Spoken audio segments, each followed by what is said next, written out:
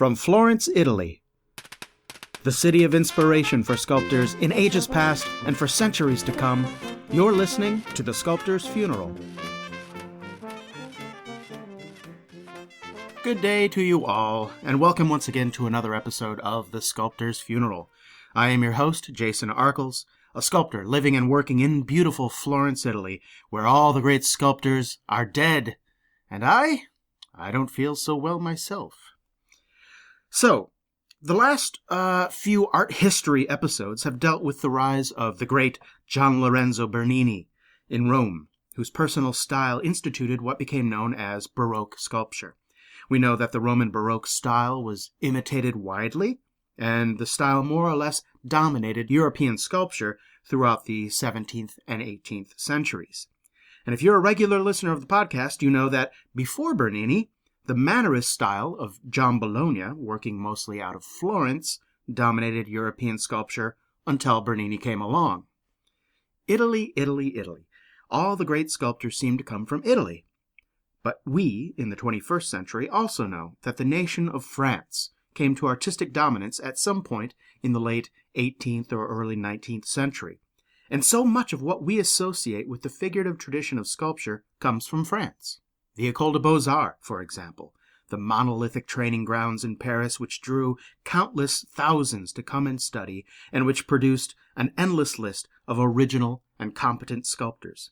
And then there's the Paris Salon, right? The biggest art event of the year in Europe. In any given year it was held, and it was held for centuries. And then there's the artistic movements which sprang up in Paris, like the Impressionists, the Neo-Florentines, the Pre-Raphaelites, the Romantics, the Realists. And of course, there's the sculptors themselves. Anton-Louis Barye, David d'Angers, François Rude, Jean-Baptiste Carpeaux, Paul Dubois, Jules Dalou, Jean-Léon Gérôme, Auguste Rodin, as well as non-French sculptors who trained in Paris like Alfred Gilbert, Augustus Saint-Gaudens, Daniel Chester French, and Gutzon Borglum. It's no stretch to say that Paris, in the 19th century, held as much artistic power over Europe as Florence did in the 16th century and Rome in the 17th century, and maybe even more. But how did the center of the world of art shift from Italy to France? This episode of The Sculptor's Funeral will try to answer that, or at least we're going to dig a little bit into how that shift started to happen. We're going to be looking at the formation of the forerunner to the Ecole des Beaux-Arts, which was known as the Académie Royale de Peinture et de Sculpture in France. And since I would like to embarrass myself as little as possible, I'm going to avoid saying long French names and refer to the Académie Royale de Peinture et de Sculpture in this podcast simply as the Académie Royale. To some extent, this podcast picks up where I left off in episode 10, which is called From Apprentice to Academy. So if you haven't listened to that one, it might be worth doing so before continuing with this episode. In episode 10, I detailed the progression of the course of training of an artist from the medieval guild system and on-the-job training provided by being apprenticed to a master craftsman, into the rise of the increasingly formal and structured learning institutions. Several of these new teaching institutions took their name from the guilds they developed out of. St. Luke is the patron saint of painters, and so the Guild of St. Luke in several cities such as Rome was the natural birthplace of local academies. The Accademia di San Luca, or the Academy of St. Luke in Rome, was founded back in 1577 and provided education of young artists as well as quality control to the practitioners of the profession, kind of like what a modern labor union does. And it also had a lot of say as to who gets what official commission in Rome and in the papal courts. The Accademia di San Luca had a lot of power, and that power fell into the hands of the director of the Accademia. Meanwhile, in Paris, painters had their own Académie de Saint-Luc, which was founded all the way back in 1391, like over a century before the Académie di San Luca in Rome. But rather than an academy similar to what was going on in Florence and Rome, The Académie de Saint-Luc was really just another local medieval guild, despite it being called an academy. It wasn't until 1648 that an institution would form along the lines of what was going on in Rome and Florence. This new academy in Paris would be free, democratic, and open to all. And to put that year, 1648, the year this academy opened, to put that year into context, Bernini was in his full maturity. He was beginning work on the Ecstasy of St. Teresa at the time. Pope Urban VIII's tomb was newly complete, and Bernini himself had been enjoying his status as unrivaled genius of sculpture for a few decades. The style of Roman Baroque sculpture was widely known, admired, and imitated throughout Europe, not just in sculpture but Baroque painting as well, beginning with the Carracci and with Caravaggio, and continuing with people like Guido Reni, Domenichino, and others. In that context, it's little wonder that in the 1640s, a plucky band of young artists in Paris were keen to separate themselves from their medieval guild and its older traditions, and try to better themselves and future generations of Parisian artists by sort of copying what was going on in Rome. Now, at the head of this group was a young and very ambitious painter named Charles Le Brun. Le Brun had spent several years in Rome, at times working alongside Nicolas Poussin, who was France's greatest painter at the time. Le Brun became the first teacher at this new academy in Paris, giving the first lesson in February 1648. Now, how did this little band of artists, led by Charles Le Brun, go from a splinter group of a guild to becoming the Académie Royale, whose name gives away the fact that it enjoyed royal patronage? Well, the King of France, Louis XIV, was only 10 years old in 1648. France was managed by his chief minister, an Italian cardinal named Mazzarini, who in France was known as Mazarin. When Charles Le Brun returned from Rome in 1646, he landed several commissions with the French nobility, and he got to know Cardinal Mazarin, and more importantly, he got to know a young and ambitious politician named Jean-Baptiste Colbert, who was Mazarin's protege. Now, both Mazarin and Colbert were keenly interested in reforming and reorganizing the entire nation of France, its politics, its economy, and its standing amongst the nations of Europe. It took the youth of the king as an opportunity to sort of push their plans through. Now, boosting the cultural standing of the artists of France was all part of that master plan, and so Cardinal Mazarin promptly granted royal patronage to this group of artists on behalf of the 10-year-old Louis XIV, with Colbert as the Academy's organizer and Charles Le Brun as its director. However, this organization of artists was just part of the humble beginning for Jean-Baptiste Colbert, the ambitious politician. The very next year, in 1649, Colbert was made Councillor of State, a very powerful position, and after the death of Mazarin, Colbert became the young Louis XIV's closest advisor. Later, in 1664, Colbert became the superintendent of buildings. In 65, he became the Controller General of Finances.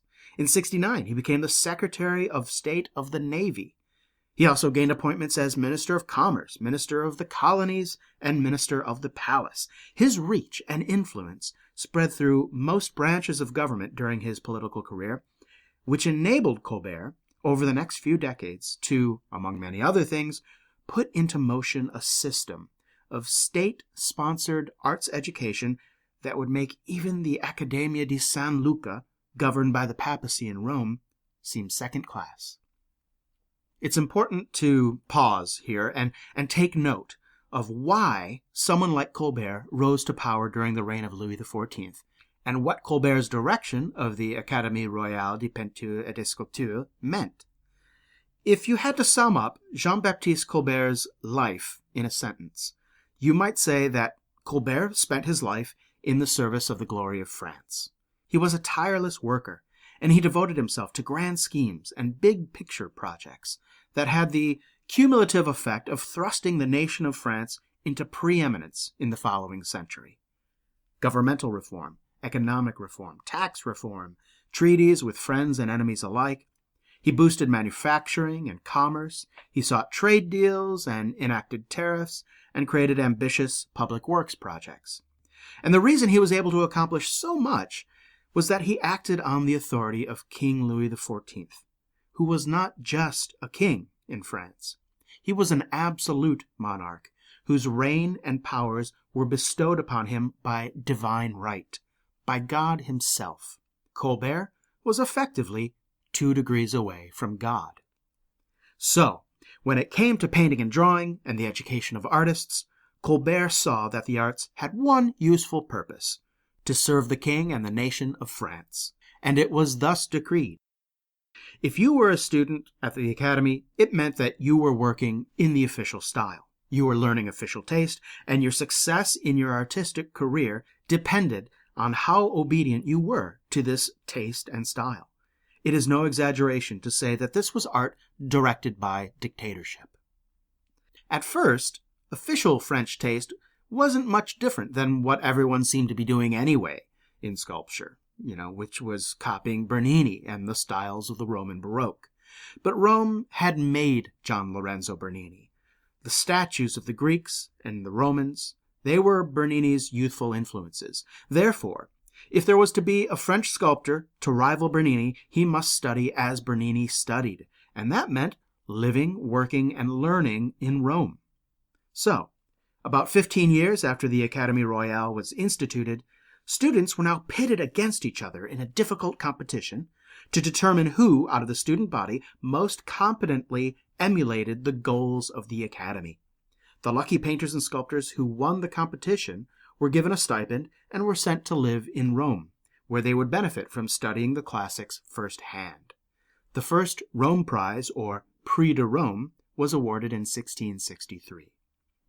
In addition to this generous sponsoring of an art academy, Colbert and Louis XIV had other ideas for the aggrandizement of France through the arts, namely, borrowing Bernini himself from Rome.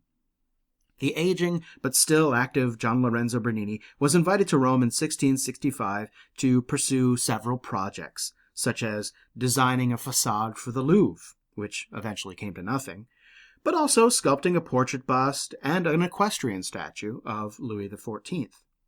The next year, after Bernini returned to Rome, he, along with Charles Lebrun and Colbert, organized the Palazzo Mancini, which was owned by King Louis. They organized it into an academy that could serve as housing and studios for the winners of the Prix de Rome. So this academy was known as the French Academy in Rome. One of the projects that winners of the Prix de Rome in sculpture got to work on at this Roman branch of the Académie Royale was assisting Bernini in the modeling and carving of the equestrian statue of Louis XIV in the early 1670s. But in fact, the French Academy in Rome, it wasn't just a grad school for Prix de Rome winners.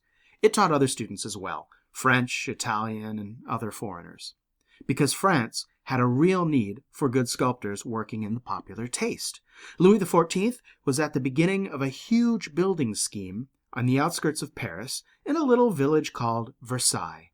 He was enlarging a chateau and a hunting lodge into one of the largest and finest palaces on earth. And the enormous structure and extensive gardens, fountains, grottos, and lawns all needed sculpture and paintings to fill it. There just weren't enough French artists to handle the job.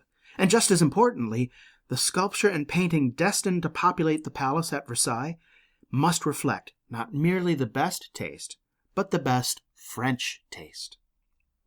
Now, for their part, the winners of the Prix de Rome, lodged at the French Academy in Rome, were not simply left to their own devices. No. They were in Rome to further the studies they had undertaken in Paris. But there was always the danger of being led astray by Bernini's flamboyant excesses and witty sculptural puns and tricks. So in order for the Académie Royale in Paris to keep a close eye on the students in Rome, students were required to undertake a certain number of works every year of various levels of complexity and ambition, and then send them back to Paris for review.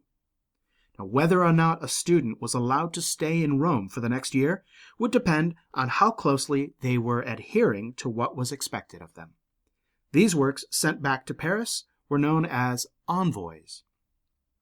So after several years of students sending back these envoys, in 1674, back in Paris, the Académie Royale thought it would be a good idea to put on a little show of some of these envoys that the recently graduated students had made. So the show was semi-private and was held in a single room in the Louvre, which at that time, the Louvre was a royal palace. Actually the royal palace, and it was the seat of the French court. Louis XIV would actually move from the Louvre in 1682 into his newly constructed palace at Versailles, so there was plenty of space for an art show in his old palace, the Louvre. But this little exhibition, held in a room known as the Salon Carré, would eventually evolve over the years to become what we now know as the Paris Salon, which for 2 centuries was the biggest, most important, and most dominant art event in Europe, year after year. But in 1674, it was merely a handful of recent graduates and their advanced student work. So, to sum up, in a relatively short span of years from 1648 to 1674, all the pieces of the puzzle were put in place for a new system of artistic education in France. You have the Académie Royale, who trained students and who selected top students by way of the Prix de Rome, who then went to further their studies at the French Academy in Rome, and then returned to Paris to show their work at the Salon. Now, we'll talk a bit about what this system meant for the arts of France over the next decades when the Sculptor's Funeral continues. Hey, podcast listeners, got some good news for you. The Sculptor's Funeral is growing every week. It's starting to attract real attention and get some serious download numbers. And now the show has got a new sponsor, one that I think you will appreciate. Blick Art Materials. Now, if you're not familiar with Blick Art Materials, formerly known as Dick Blick, well, check this out. Blick Art Materials is in its 3rd generation of family ownership, and it is the largest and oldest provider of art supplies in the United States. It's been selling art supplies for more than a century, in fact. Their products cater to the full spectrum of artists, from the youngest child ready to scribble with his or her first crayon, to well-known gallery-represented professionals. Their superior customer service, extensive selection, and competitive prices make them the choice for professional and amateur artists, for art educators, architects, designers, students, and hobbyists, virtually anyone requiring quality art materials for work or for pleasure. And seriously, there isn't another art supplier on the web with as many supplies and materials for sculptors than Blick. It's really huge, and they have over 70,000 products for artists of all types, and you can get everything you need, from dozens of different clays and plasters, to fine Italian marble carving tools, clay modeling tools, specialty casting mediums, body casting supplies, turntables, armatures, books. Basically everything you need for sculpture, they have it. And shipping is free in the U.S. on most items if your order is for more than $100. But Blick is not merely a place to buy stuff. Their sales staff and product information specialists are trained to hunt down answers to your tough questions regarding materials, techniques, or safety. Hundreds of Blick videos are available at dickblick.com and on YouTube, including video lesson plans for teachers and product demonstrations for artists.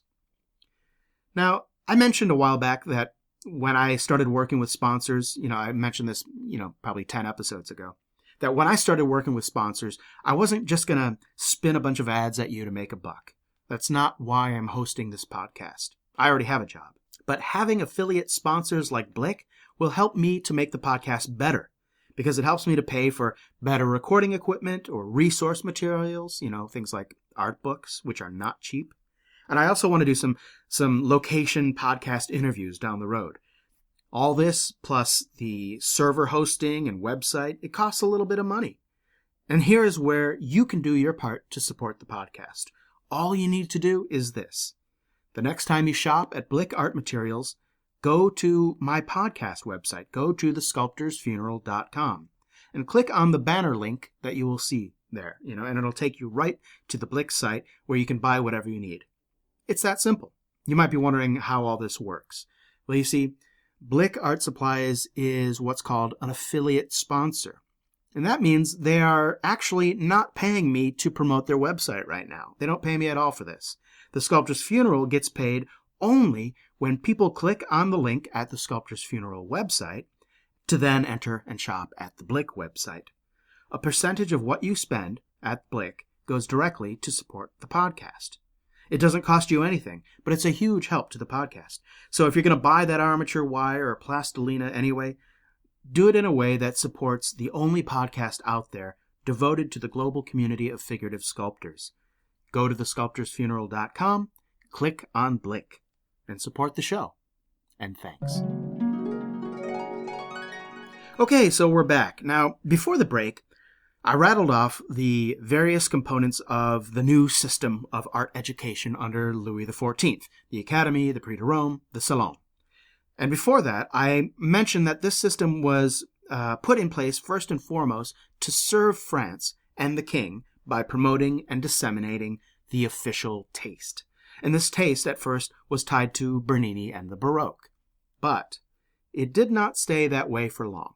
Louis XIV, who was only 10 years old at the formation of the Académie Royale, had eventually come into his own and had personal tastes that were less flamboyant and a little bit more restrained than Bernini and the excesses of the Baroque. And he was much more influenced by the calmer, grander statuary of the Romans and the Greeks. In fact, by the time Bernini's equestrian statue of Louis XIV was finished in Rome and then sent to the palace at Versailles, Louis XIV's tastes had refined to the point that the king actually recoiled at the sight of the statue by Bernini and ordered it destroyed. It wasn't destroyed, but it was eventually altered into a statue of the Roman hero Marcus Curtius. And so, when you're the absolute monarch of your country, what you like is what your nation likes. So in France, Roman Baroque was out, and a more elegant, calmer, and more classically oriented French Baroque was in. Now, what are the other differences between French and Roman Baroque? Well, for starters, for French Baroque, you can pretty much take religion out of the equation. Now, of course, the nation of France was a Catholic nation and hadn't succumbed to Protestantism like some other parts of Europe, but at the same time, it was far removed from Rome, which is, of course, the seat of the Roman Catholic Church, ruled by the Pope. France had more leeway, so to speak, with paying homage to classical Rome than contemporary Rome would allow. French Baroque could explicitly quote from the Apollo Belvedere or the Medici Venus in a way that was regarded in Rome as too pagan. And of course, Versailles, it wasn't St. Peter's, right? It wasn't a church. It was a court, and it was a sporting ground. It had more secular requirements for its embellishments. The French Baroque isn't merely an adaptation of Roman Baroque with Greco-Roman influence. There was more than that. There was an artistic tradition in France before Louis XIV, naturally, and this played a part as well. Although France more or less missed out on the early and high Italian Renaissance, it was influenced by the Mannerists. And indeed, we see examples of the influence of, say, Ammannati or Cellini in the French Baroque. Remember, Cellini himself lived in Paris and worked for the French court for several years. And again, I can't stress enough the impact this new art system itself had on French Baroque sculpture. Producing sculpture under this system in an absolute monarchy is a far cry from what we have come to expect from pursuits of the arts. Right? There's no question of finding your own voice or giving your unique talents an opportunity to express themselves. On day one of your education at the Académie Royale, you knew exactly what the art you were expected to produce was to look like, because others had done it before you.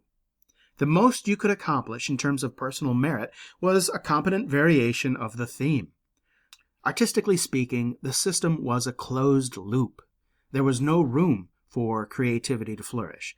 Now, here's how this closed loop worked, okay? So you, the student, you enter the school where you're trained for several years to copy casts of the antique and render compositions based on ancient patterns. Now, if you were more obedient in this than your classmates, then you won the Prix de Rome. And in Rome, you dutifully studied from the art there that was allowed, and importantly, you didn't study the art which was officially frowned upon. Each year you were in Rome, you were required to send back to Paris your recent works and compositions to ensure that you were not straying from the official path. And when you yourself returned to Paris, your work was shown at the Salon to be bought by the French government or by the nobility. And if you have remained faithful to the official taste during all of this, you might then be elected into the Académie Royale, where you would be expected to teach the next generation of students exactly what you had been taught by the preceding generation. It was a closed loop. Now, it doesn't sound like the most pleasant of systems, and it certainly isn't a system which fosters creativity. But at the same time, it was little worse than what was going on in Rome at the Accademia di San Luca. The Pope was the absolute monarch there, and art was dominated by what the Pope liked, almost as much as it was dominated in France by Louis XIV. And of course, that official taste could and did change every time a new pope was elected, and popes had a habit of dying fairly regularly. Surely official taste would change with new French kings, right? Well, you can be forgiven for thinking that, but it's just not the way things played out. For one thing, Louis XIV lived and reigned for a long, long time. How long? 72 years. 72! He holds the record, actually, for the longest reigning monarch of any nation in Europe ever. Remember, he took the throne when he was only 5 years old, and the Académie Royale was instituted when he was 10. And after his personal taste matured and he distanced France from the Roman Baroque, his taste, and therefore official taste, calcified.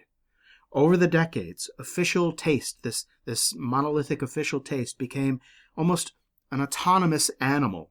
It was an emblematic national style much larger than any one person's, even a king's, personal taste.